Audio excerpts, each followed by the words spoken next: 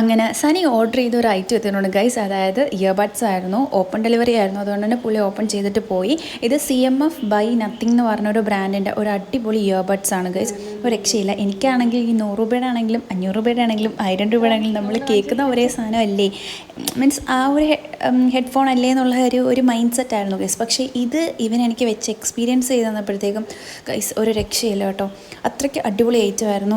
പാട്ടൊക്കെ കേൾക്കാൻ ഒരു രക്ഷയില്ല, അടിപൊളി ഐറ്റം. അങ്ങനെ നമുക്ക് ഉമ്മ ഇന്ന് ഈവനിങ് നമുക്ക് കപ്പലിൻ്റെ മുട്ട ഉണ്ടായി തരാമെന്ന് പറഞ്ഞു ഗൈസ്. അപ്പം ഞാൻ അടുത്ത് പറഞ്ഞു ഓരോ പ്രോസസ്സ് ചെയ്യുമ്പോൾ എൻ്റെ അടുത്ത് ഒന്ന് പറയണേ എന്ന് പറഞ്ഞു ഗൈസ്. മറന്നു പോകുമ്പോൾ പാചകത്തിന് കയറി കഴിഞ്ഞാൽ തീർക്കുക എന്നുള്ള ലക്ഷ്യം മാത്രമേ ഉള്ളൂ.